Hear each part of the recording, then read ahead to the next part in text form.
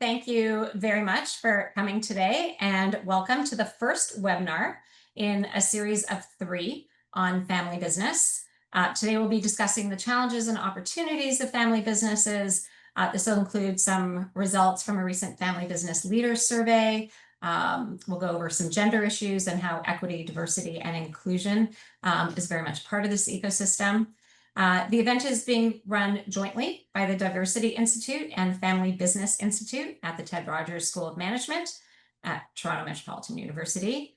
And I am very excited to have 2 very esteemed guests today, Dr. Wendy Supier and Dr. Francesco Barbera, the academic directors and founders of these 2 institutes.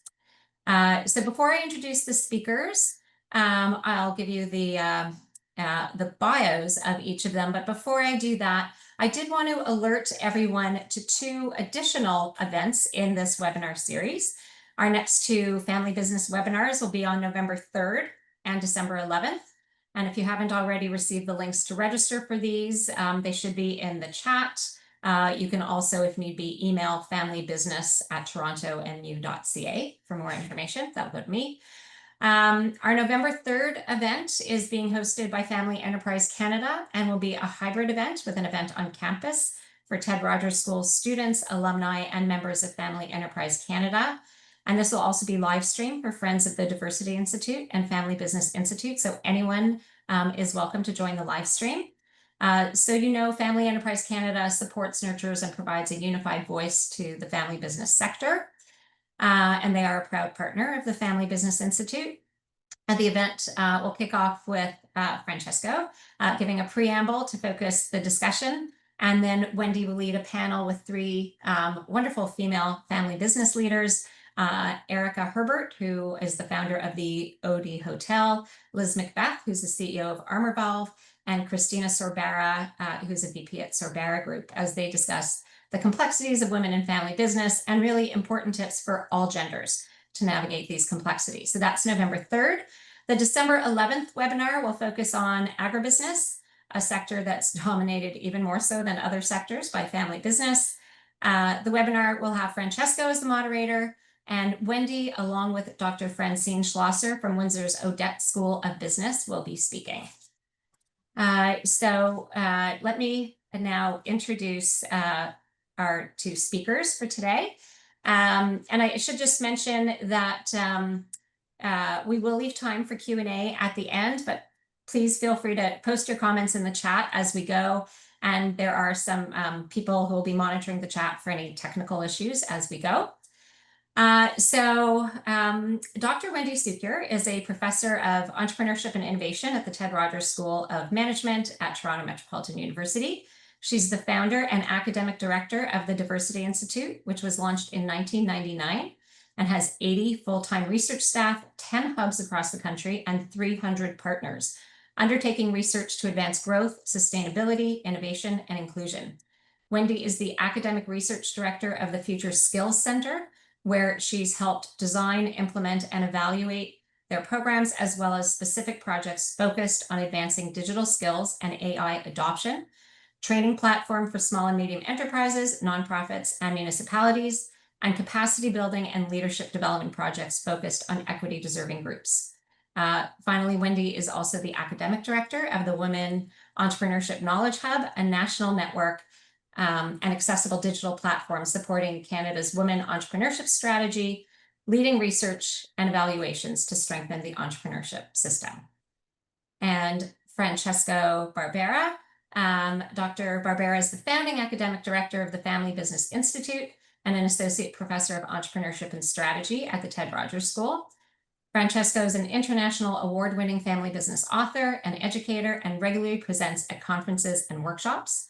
His research has been published in journals such as the Journal of Business Ethics, Family Business Review, Long Range Planning, Small Business Economics, and the Academy of Management, Learning, and Education. A former family entrepreneur himself, Francesco's expertise in the family business field includes designing and delivering family business curricula in Canada, Australia, and the US, as well as directing family business centers at the University of Adelaide, Stetson University, and now at Toronto Metropolitan University. He's a long-serving member on the editorial board of the Family Business Review, a Family Firm Institute Fellow, and a faculty member of its GEN program, and also a champion head coach at an annual Global Family Enterprise PACE competition. He is also my close colleague, and I am thrilled to be part of the Family Business Institute and excited to host this event. First, I will call on Wendy to start us off with her remarks. Thank you. Thank you so much, Janie, and it's just such a pleasure to be here today. I really appreciate your work in pulling this together, but also the participants, and we hope we'll have time to chat.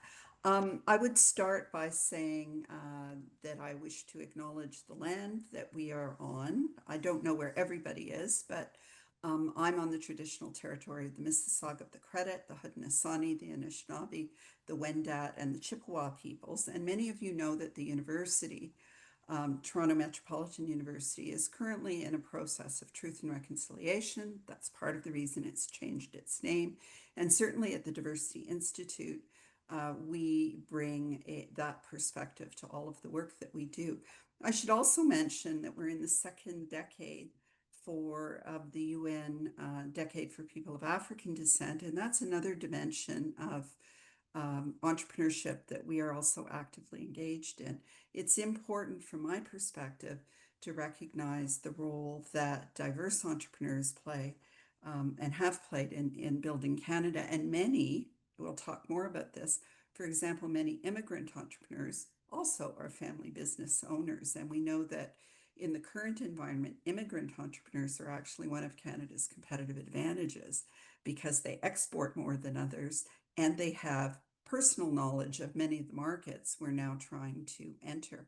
So without further ado, I'm going to try to share my screen, which is always a bit of a challenge. And if I can't, I will have somebody help me share my screen. So just bear with me one moment while I try to figure out where my presentation landed. Here it is. So let's see if I can do it now. Yes, I am so smart. That's why I have a PhD in information systems. So let's see. View the slideshow. There, can you see my presentation now? Janie?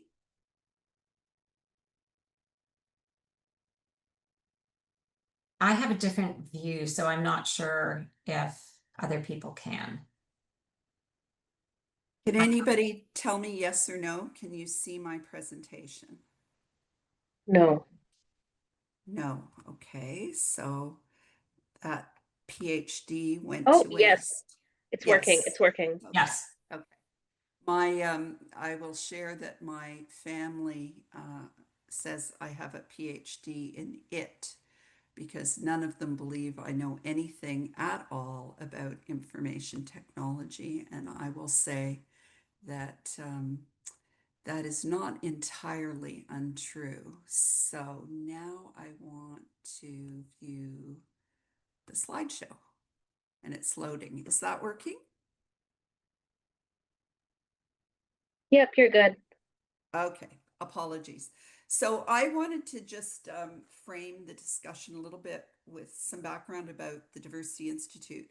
The most important point is while we have obviously a commitment to social justice and to human rights, we are in the business school. And so our focus when it comes to equity, diversity, and inclusion is how does it support organizational objectives? And when we think about innovation and entrepreneurship, as I mentioned at the outset, we know that equity, diversity, and inclusion are critically important. So just by way of context, one of the things that often is missed when people talk about Canada's economic strategy or our trade strategy is the fact that small, medium enterprises are the backbone of the Canadian economy, accounting for the vast majority of private sector employment. This is very different from, for example, the United States, where small medium enterprises are only about half of the economy, and over 50% of the economy is large businesses. In Canada, it's only 10%. So one of my ongoing frustrations, frankly, is that often when you hear discussions around what we should do from an economic perspective, from a trade perspective, we hear from the big banks, the big IT companies. It's not that they're not, the big retailers, it's not that they're not important, but it's really, from my perspective, important to recognize that they don't account for the majority of employers. We know that family businesses alone are almost half of private sector employment in Canada, almost half of private sector employment in Canada, and that about a third of Canadian small medium enterprises are family owned. The other thing that's interesting from my point of view is women are majority owners in 20% of small businesses, but they're equal owners in about 17 or 18%. And what does that mean? Well, very often that 17% where they're equal owners are partnerships that have been formed around family farms, corner stores, small retailers, and other kinds of family businesses. So women play a very important role in this discussion, not just from the perspective of striving for gender equality, but they are heavy hitters in terms of economic development. The other piece, and this hits pretty close to home, is 60% of Canada's SME owners are now 50 or older, and 40% are likely to leave their businesses in the next 5 years. Why is that an issue? Well, even in family businesses, what we're finding, and certainly you'll hear more about that as the discussion unfolds, but even in family businesses, very often the kids don't want to take over the family business. The kids have gone away to university and they're going to be doctors or lawyers or something else, even though doctors and lawyers generally run businesses too. But they don't have an interest in taking over the family farm or taking over the family restaurant or the corner store. And this is particularly a story when it comes to immigrant owners of businesses. And this is a really critical economic issue for Canada right now. And we'll talk more about some of the strategies that are needed to remedy that. But think about it. Almost half of business owners are simply not going to be working within the next 5 years. And in smaller communities, that could be devastating, right? If the only retailer or the only grocer or the only plumbing supply store shutters, that can have ripple effects through communities. We are seeing, and we talked about this amongst ourselves, increasingly women are becoming successors in their families' businesses. And there are some high profile examples of this. Linamar and Linda Haasbrass, Belinda Stronach, although that's also an example of family businesses kind of falling apart in Magna and so on. And we've seen this as a growing trend in Europe as well, where it used to be that it was always the male heir that took over the business. And now we're seeing more diversification, even in farming, and more women in leadership roles. The other thing that is important as we're in discussions these days about productivity is family businesses often do more with less and are more profitable. And why is that? Well, I'm sure there are lots of folks on the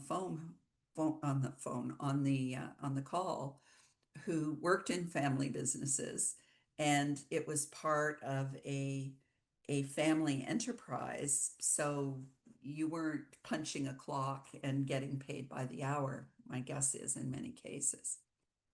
We also see that family businesses are more concentrated in some sectors as opposed to others. And so if you look at agriculture, if you look at forestry, if you look at hunting and related industries, 51% have majority ownership by members of the same family. If you look at construction, it's more than a third. If you look at the wholesale trade, again, more than a third. Manufacturing, more than a third. Accommodation and food services, more than a third. Retail trade, almost a third. And so there is no question that family business is important across industries. Where we might not find as many family businesses are in regulated sectors like finance and communications and so on. Performance in terms of contributions and the composite index again shows significant returns for family businesses. And we also see, as I mentioned, more and more women playing prominent roles in family businesses. We might add Heather Reisman of Indigo to this list as well. So increasingly, there is recognition of the importance of family business and its high levels of performance, capitalization, and so on. But mainstream discussions of economic development, of innovation, of R&D, of the trade wars, strangely are silent on this important segment of the industry. As I said, we can talk more about the growing role of women and some of the challenges that women in family business face as entrepreneurs, because often gendered roles are entrenched. And so a woman may take over the family business, but still be expected to do a lot of the traditional childcare and family care activities. And this becomes a real issue. We also see, and some of the research reinforces this, that women often have a different style when they take over family businesses. And so, the last point is one of the important ones. Where women run businesses, they often have competing demands on their times, on their time. Immigrant-owned family businesses, again, interesting challenges here, because often immigrants face significant barriers in setting up businesses in Canada. Just getting a credit rating or access to loans doesn't matter how rich you are if you don't have a credit history in Canada. Very often in immigrant-owned businesses, family members are expected to work and not be paid for it, and that's part of the productivity story. The other thing is some immigrant-owned family businesses also leverage their knowledge of ethnic or immigrant markets. As I mentioned at the outset, though, some of the challenges are many younger people don't want to take over the family business. They may want to start a business, they may want to start a professional practice, but they may not want to come home and take over the restaurant. And there are often issues for newcomers coming to Canada and navigating the regulatory requirements and so on. So succession planning, I've mentioned a few times, and this is a massive, massive problem across the country, particularly because of young people's concerns. In Canada, 98% of family farms are family owned and operated. And yet in the majority of them, there's no succession in place. And think about that. We're increasingly becoming aware of how vulnerable, we are as a country if we don't control our supply chains, and particularly our supply chains for foods. So there's a lot of focus in the agriculture community on how to address this.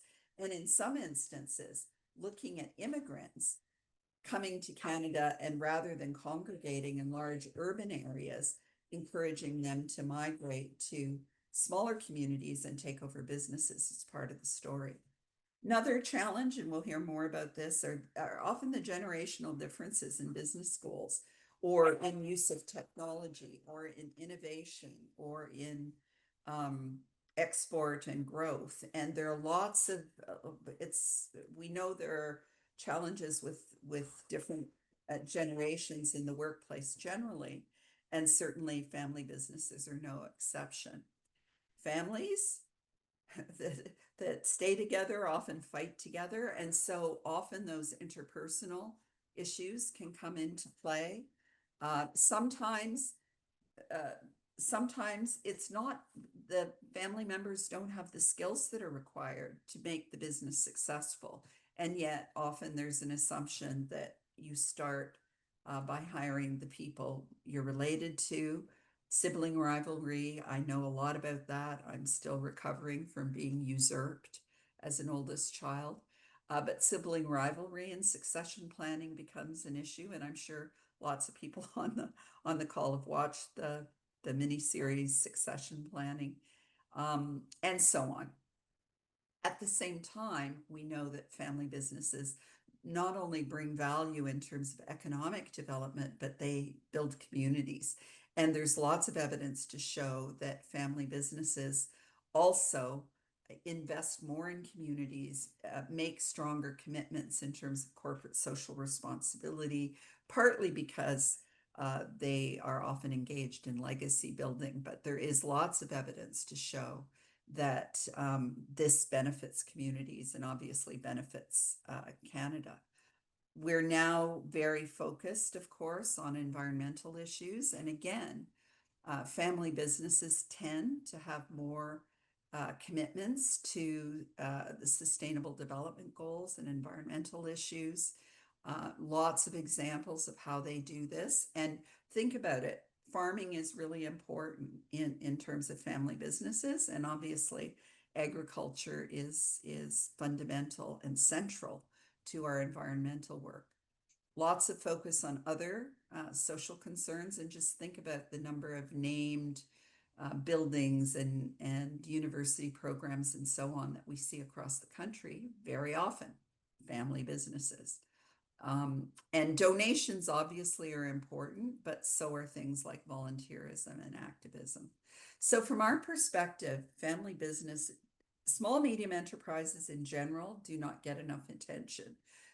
Small, medium enterprises owned by women, newcomers, Indigenous peoples, persons with disabilities, racialized people, and so on, do not get enough attention. And certainly family businesses, which account for half of the small businesses in Canada, don't get enough attention when we're thinking about government programs, the impact of the trade wars, the impact of the environmental crisis, the impact of technology. How are we supporting family businesses in being the best they can be?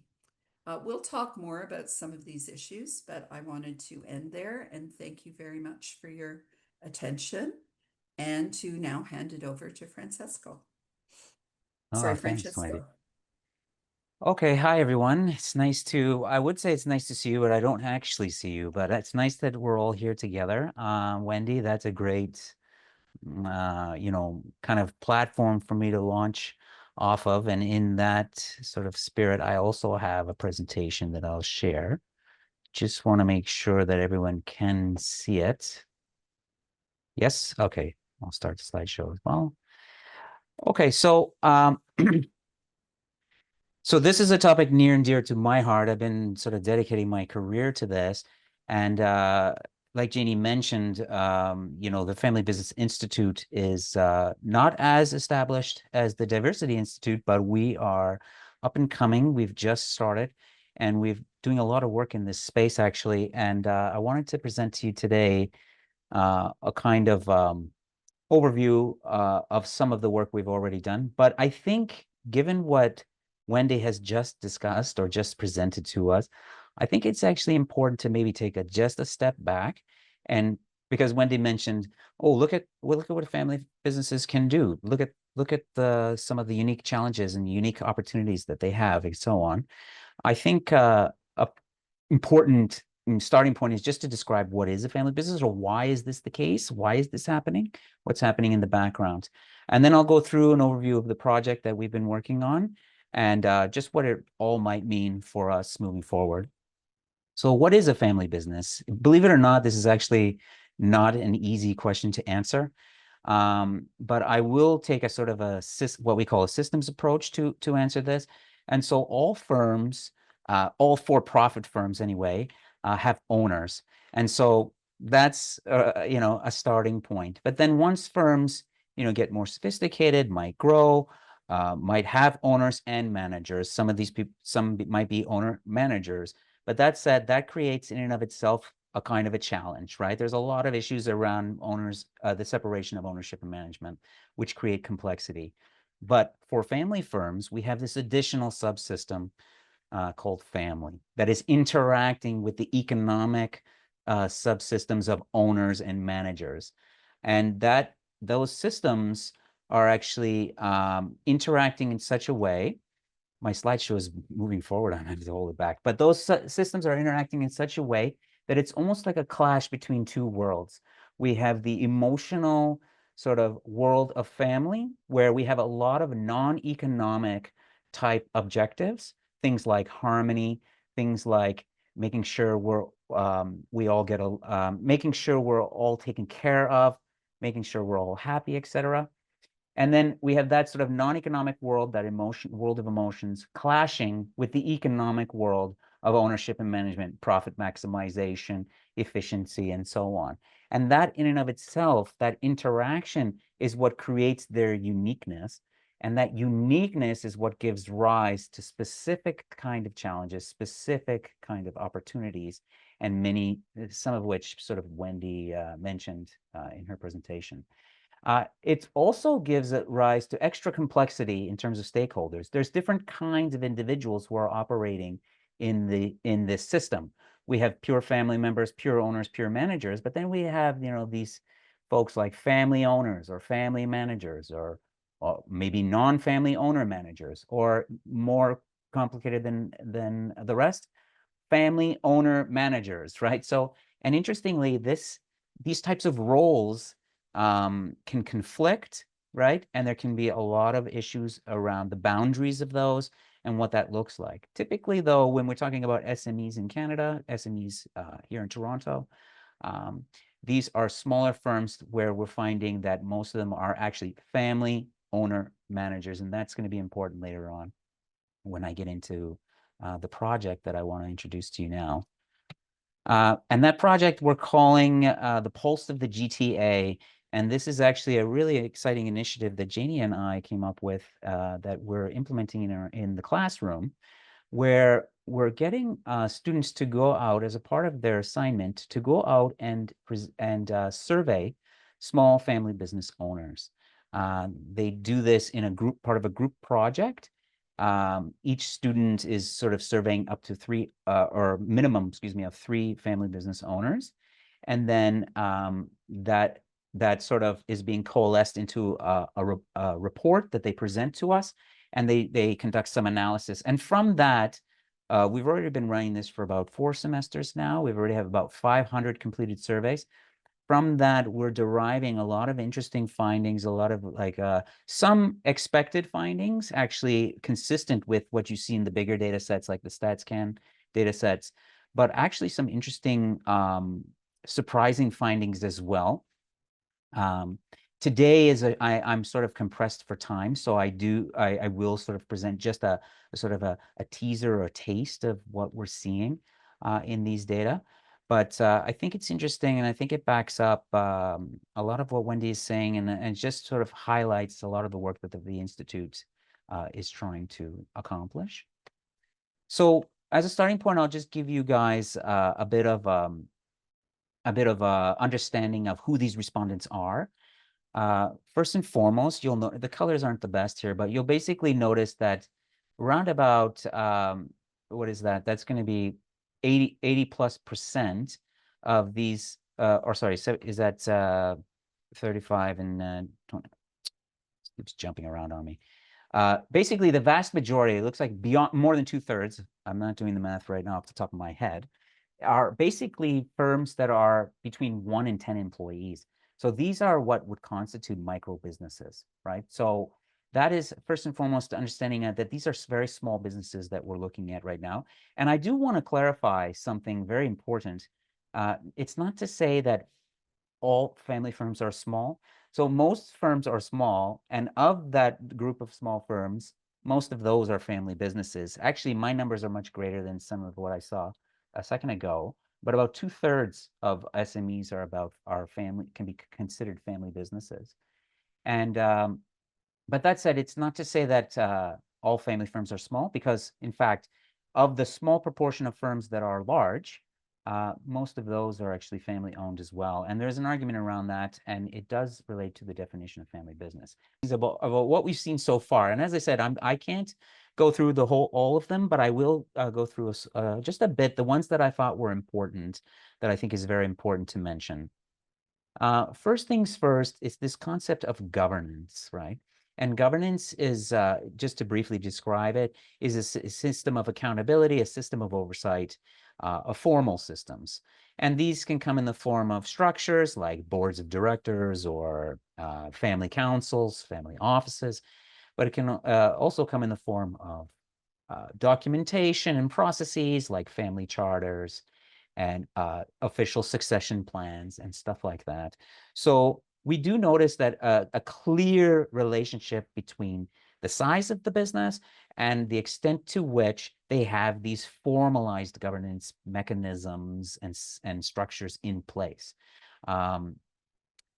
Here on the x-axis, we see firm size, and we just sort of see this upward trend in terms of the, on the y-axis, we have what we're calling governance index, and I can explain later how we've calculated that. But essentially, as the firm grows, it's getting more complex, more need to formalize the ways in which it's organized. That's not to say that small family firms are not organized or don't have any governance. In fact, most of that is happening still, but in a very informal way.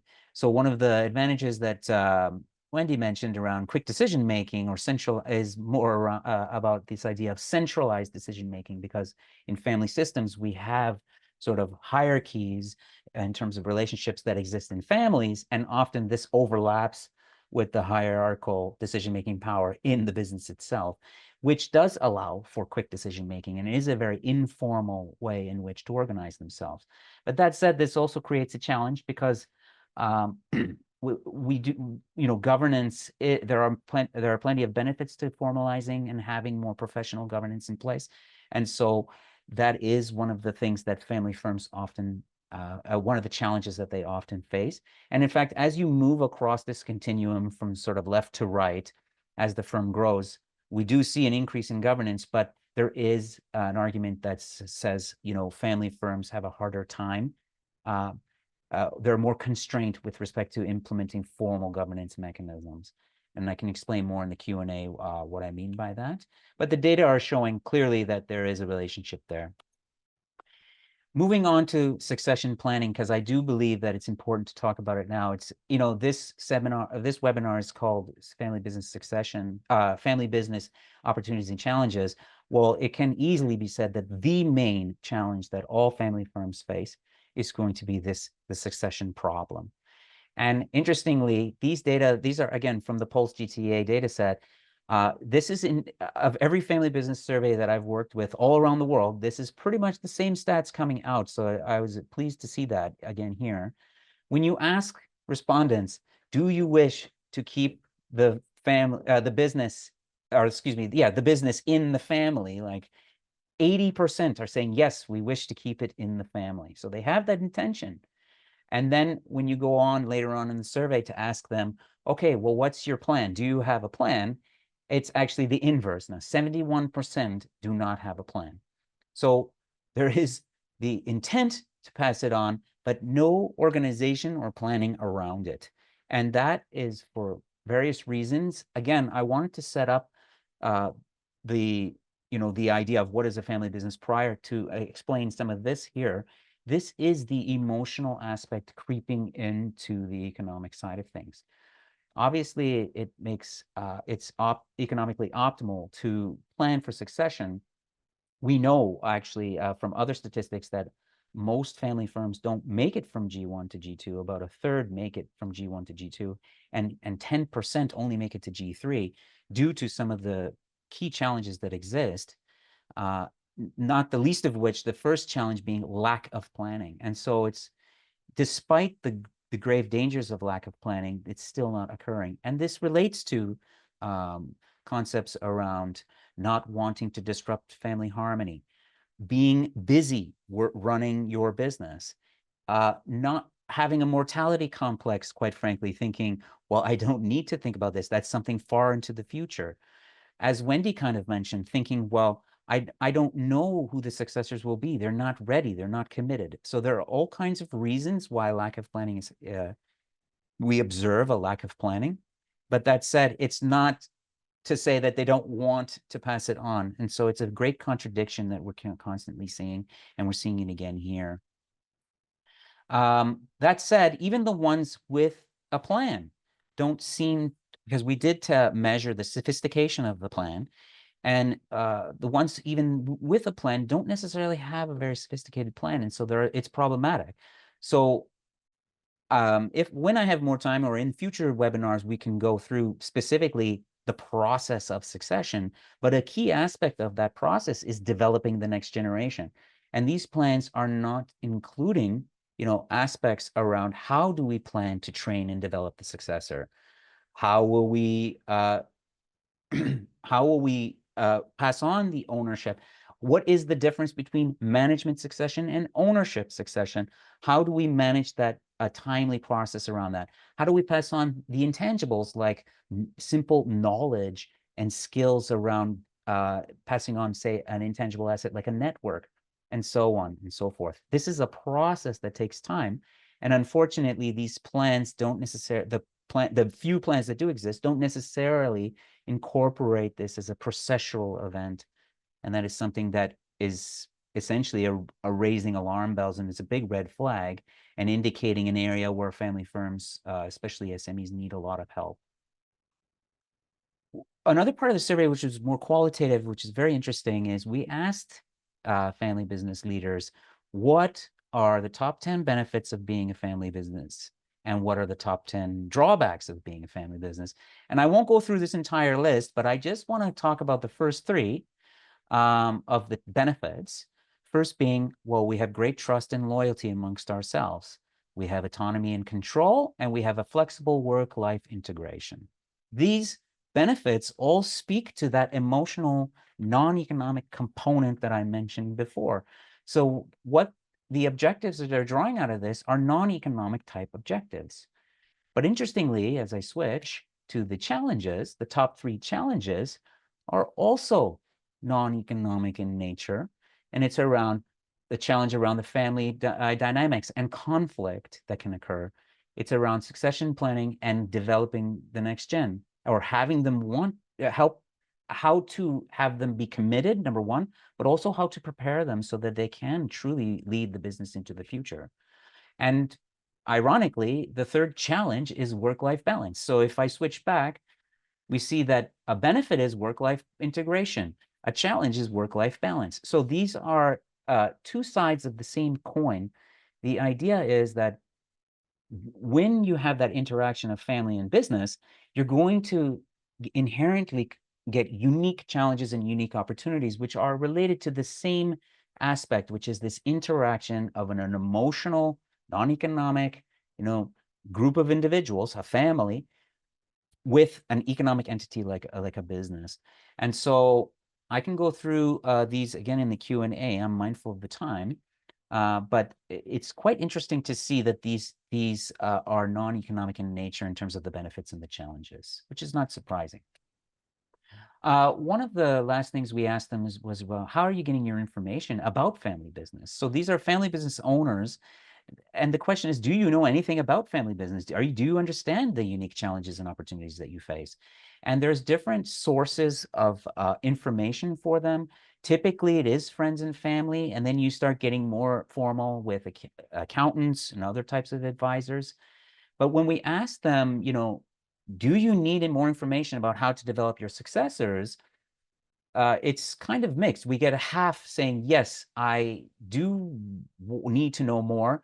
And the other sort of half, or less than half, saying, maybe I need to know more. And this gives rise to the idea that, yes, they certainly need to know more, but they may not even realize that that is happening. So part of our challenge around sort of moving forward with this is to say that, you know, these results are confirming a lot of things that we know already, but also giving rise to new and interesting ideas for us. We do need to understand the best practices when we're dealing with succession challenges, but SMEs are a unique breed of business, and we do want to understand in particular the challenges that they face moving forward for succession. And family business leaders need to know more. They want to know more. They may not realize it. And that is part of what we do here at the Family Business Institute. Just to sort of give a quick plug for that, our purpose is to enhance the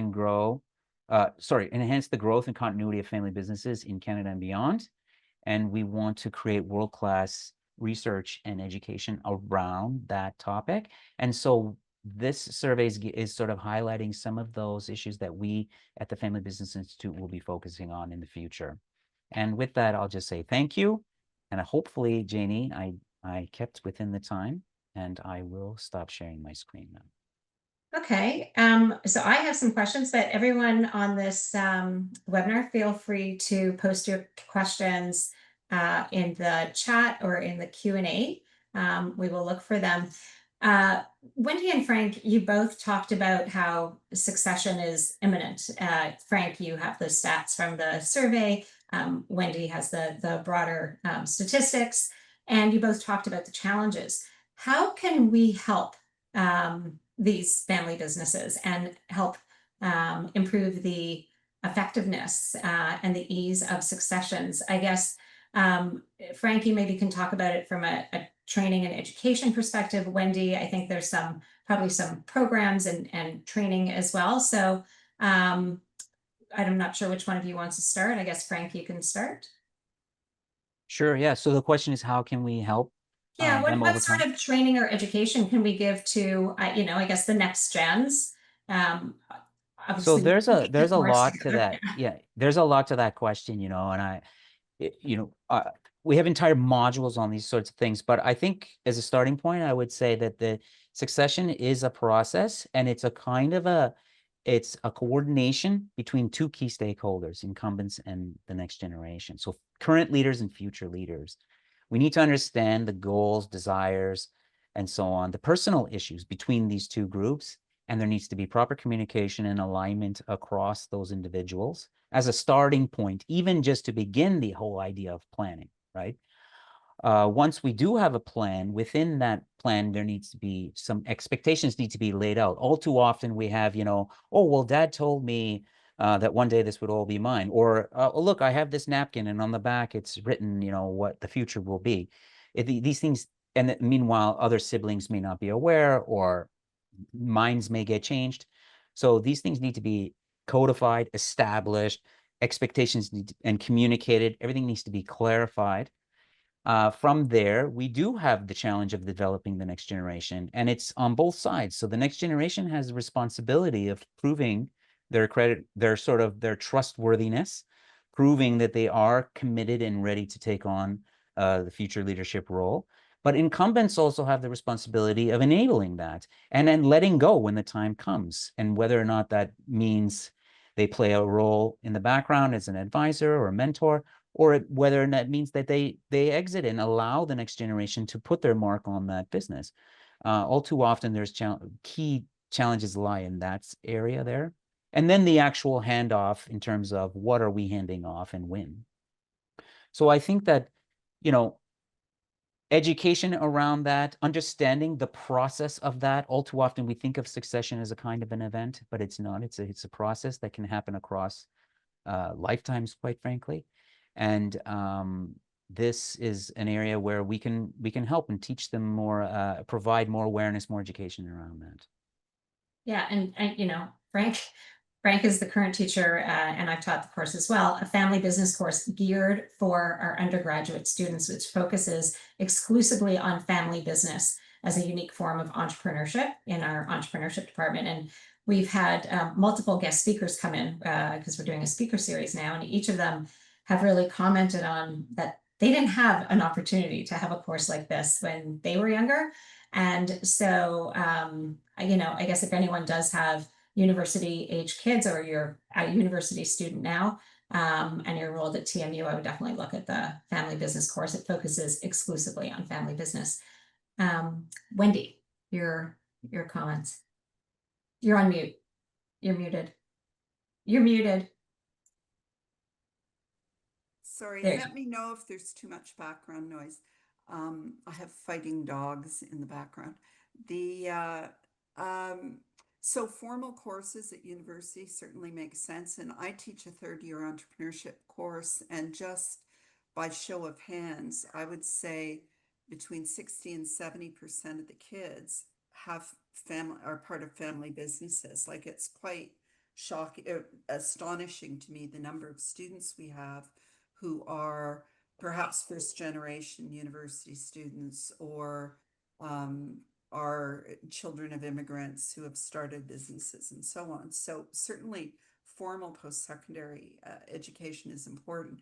But I also think that there's a real need to drill down on upskilling and reskilling, and making sure that programs that are available are reaching family businesses. Because, for example, we put a lot of money in Canada into incubators and accelerators. We have very sophisticated networks of entrepreneurship training through regional innovation centers, through intermediaries, whether they're chambers of commerce and so on. But a lot of the family businesses are not connected into those big networks. And so some are, clearly, because there are organizations of family businesses, but I'm thinking of a lot of the immigrant entrepreneurs in particular, who run small operations. They may not be part of the Chamber of Commerce, even. They may not be part of any formal business organization that's going to provide them with access to information about loans and grants and investments, and how IRAP works, and how SHRED works, and how they can get financing for a new AI system. In fact, a lot of family businesses really, from what I've seen, underinvest in technology. And when we look at agricultural technology is really transformative, but it's not clear how knowledge about new techniques and operations is necessarily reaching people. And I work with a lot of the government programs at the municipal and the provincial and the federal level, and I can tell you that there are huge segments of populations of entrepreneurs who are simply not getting access to information about the programs. We've run programs in Punjabi, in Mandarin, in Cantonese, and in Arabic, to try to make sure that small businesses among different ethnic groups are aware of what the opportunities are. And I know for sure, lots of those ethnic businesses are also family businesses. So there's a lot of intersection between the problems that we see, I think, around diversity and inclusion. And then if you, through a lens of business, and then if you look from a sectoral perspective, agriculture is one of the best examples. There is a real challenge in ensuring that today's farmers have access to technology. I mean, in large-scale corporate agriculture, they're among the biggest users of AI and sensors, everything. I remember I was on a committee that was looking at Canada-UK partnerships around technology 5 years ago. They were using AI and facial recognition to figure out how the sheep were feeling. Because if the sheep are depressed, I don't know, they don't get fat, they don't grow wool, I don't know. But the sophistication of some of the farming operations, the big corporate farming operations, eclipses, in my view, what's going on with a lot of the family-run businesses where it's still, you know, we got a tractor, we got a plow, those are our big investments. And so figuring out how to ensure that access to technology, access to the skills, access to financing, and so on are available to family businesses as well as other businesses, in my view, is a huge challenge. And then we also talked about, you know, I think Francesco talked very eloquently about the difference between ownership and management and how that works. And I think that's also another mechanism, is professionalization of human resources planning and practices to get more diversity in the DNA within the family business, I think, is probably the third thing.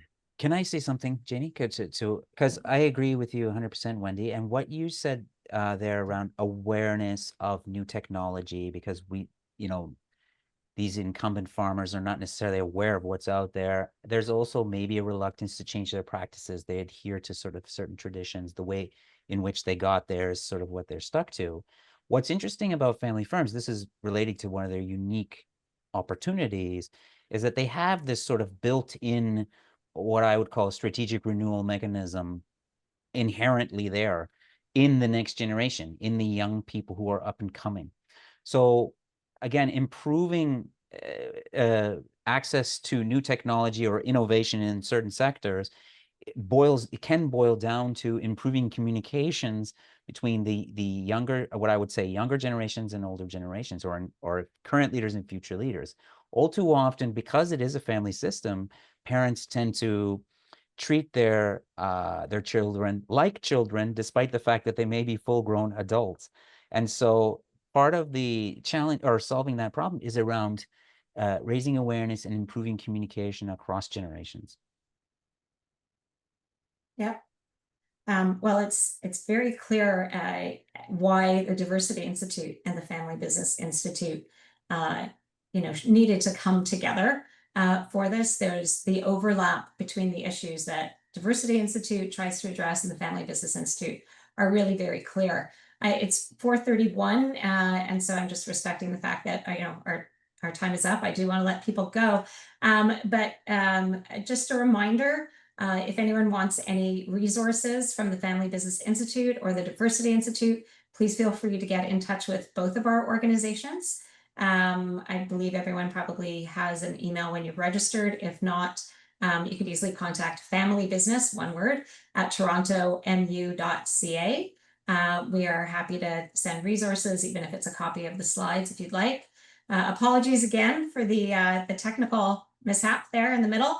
But please remember to join the upcoming 2 events being held November 3rd and December 11th. If anyone needs reminders, again, feel free to get in touch with us. Thank you so much to Frank and Wendy for the very much, intersecting and fascinating presentations. And we look forward to seeing everyone again soon.